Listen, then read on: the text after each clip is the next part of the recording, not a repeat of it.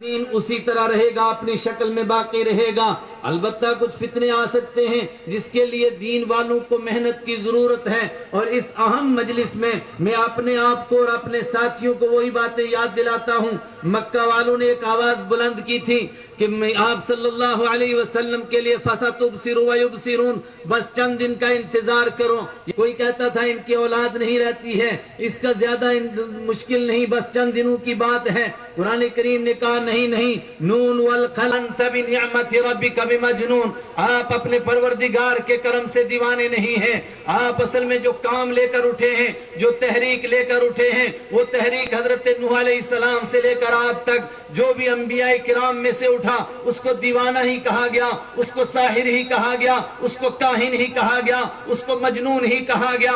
اگر آپ کو کہا جا رہا ہے تو یہ کوئی اہم بات نہیں ہے۔ ما انت بنعمت ربک بمجنون وَإِنَّكَ لَعَلَىٰ خُلُقٍ عَظِيمٍ فَسَتُبْصِرُ وَيُبْصِرُونَ، ان قریب بادل چھٹیں گے، ان قریب اندھیرا ہٹے گا، ان قریب حقائق سامنے آئیں گے، پتہ چل جائے گا کہ کون کتنے پانی کے اندر تھا، کون دیوانہ تھا اور کون دیوانہ نہیں تھا۔ کچھ عرصے کے بعد ہی حقائق سامنے آئے۔ رحمت عالم صلی اللہ علیہ وسلم کے ساتھ کیے ہوئے وعدے پورے ہوئے۔ ان الذی فرض علیک القرآن لرادک الی معاد، قسم ہے اس پروردگار کی جس نے آپ پر قرآن نازل کیا۔ آپ مکہ سے نکل رہے تھے، مکہ والے سمجھتے تھے کہ ہماری جیت ہو گئی، اسی موقع پر آیت نازل ہوئی، جاء الحق وزہق الباطل ان الباطل کان زہوقا، آپ مٹے نہیں ہیں، باطل مٹ چکا ہے، آپ جا نہیں رہے ہیں۔ ان الذی فرض علیک القرآن لرادک الی معاد، وہ آپ کو واپس لوٹائے گا اور آپ اپنے مشن کی تکمیل فرمائیں گے، جس کا اعلان ہوگا الیوم اکملت لکم دینکم واتممت علیکم نعمتی ورضیت لکم الاسلام دینا، اور پھر قیامت تک اسی طرح رہے گا۔ البتہ اس کے لیے کچھ کام کرنا ہے، اس لیے کہ باطل بھی آخری دم تک کوشش کرے گا کہ دین والوں کو دین سے ہٹائے۔ کتنی کوششیں کرے گا؟ میں خاص طور سے اپنے محترم اور عزیز ساتھی کو یاد دلاتا ہوں، آپ ایک مشن لے کر چل رہے ہیں، اس سے کس طرح ہٹانے کی کوشش کریں گے شیاطین، کس طرح ہٹانے کی کوشش کی جائیں گی۔ رحمت عالم صلی اللہ علیہ وسلم کو مخاطب کر کے فرمایا گیا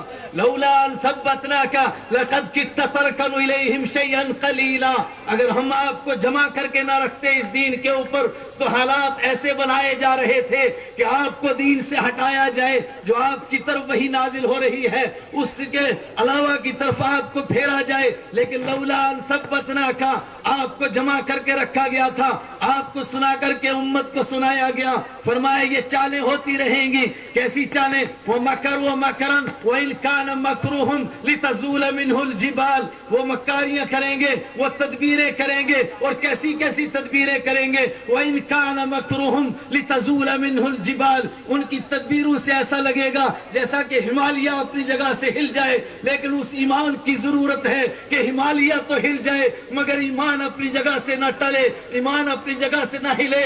اس کے لیے کس کی ضرورت ہے؟ فَلَا تُطِيعْ كُلَّ حَلَّافٍ مَّهِينٍ هَمَّازٍ مَّشَّاءٍ بِنَمِيمٍ مَّنَّاعٍ لِّلْخَيْرِ مُعْتَدٍ أَثِيمٍ عُتُلٍّ بَعْدَ ذَلِكَ زَنِيمٍ أَن كَانَ ذَا مَالٍ وَبَنِينَ۔ اس سے بہتر میں نہیں سمجھتا ہوں کہ صبح قیامت تک آنے والی تمام تر سازشوں کی کوئی نقاب کشائی کر سکتا ہے، کوئی اس کی بہتر ترجمانی کر سکتا ہے۔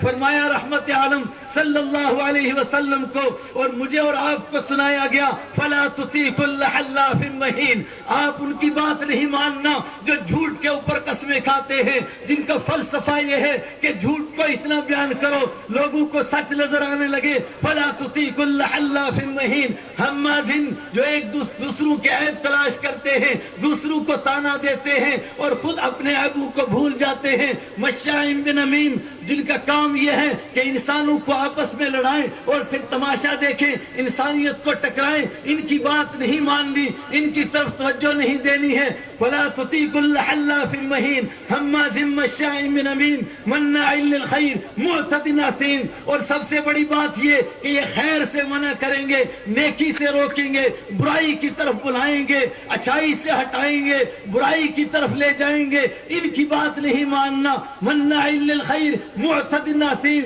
حد سے بڑھنے والے ہوں گے، گناہ کرنے والے ہوں گے، عتل، یہ بد مزاج قسم کے ہوں گے، بعد ذالک زنیم، اس تمام کے بعد بعد یہ مجہول النسب لوگ ہوں گے. پورے یورپ کی تاریخ، پورے امریکہ کی تاریخ، پورے برطانیہ کی تاریخ دیکھ لیجئے، ایک بہت بڑا طبقہ تیار ہو گیا جو مجہول النسب لوگوں کا ہے، جن کا کوئی نسب نہیں. 1400 سال پہلے کیسے حقیقت بیان کی گئی. فرمایا کچھ ایسے لوگ اٹھیں گے، ان کی بات نہیں ماننا.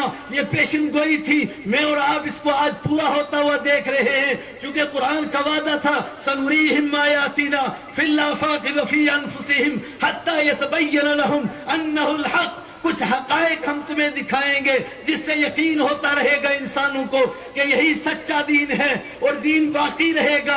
البتہ دین والوں کو اس دین پر باقی رہنے کے لیے ضرورت ہے اس ایمان کی جو ایمان پروردگار نے حضرت عثمان غنی رضی اللہ تعالیٰ عنہ کو عطا فرمایا تھا کہ مکہ والوں نے دیکھ کر کے ان کے حلیے کی مذاق اڑائی اور ان سے کہا کہ کیسا حلیہ تم نے پہنا ہے.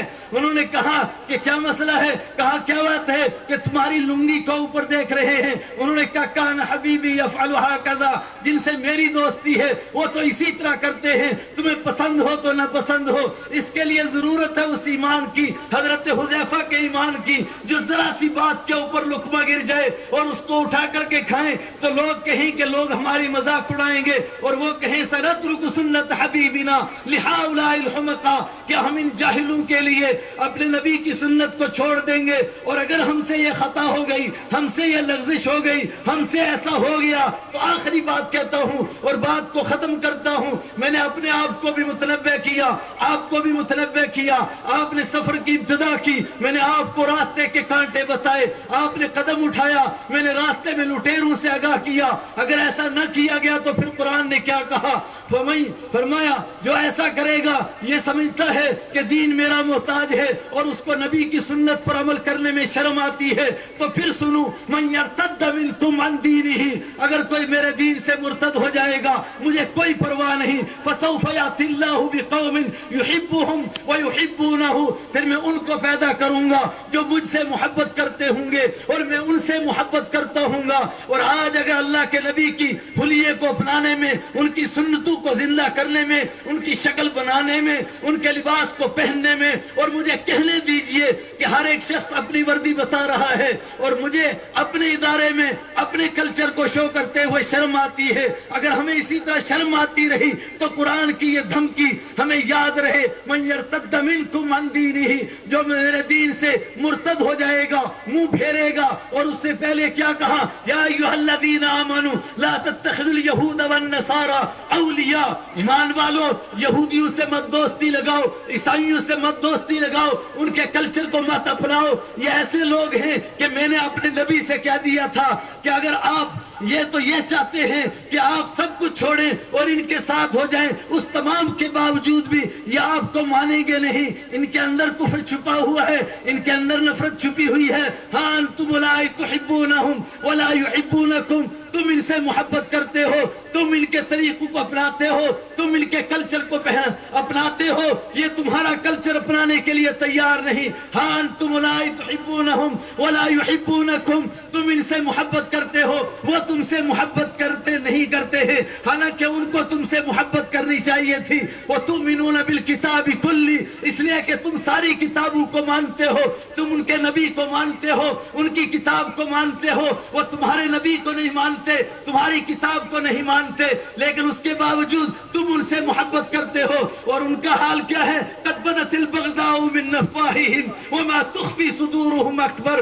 کئی مرتبہ تو ان کے اندر کا بغض چھلک کر باہر آتا ہے، لیکن جو انہوں نے چھپا کر کے رکھا ہے وہ اس سے بڑا ہے. اور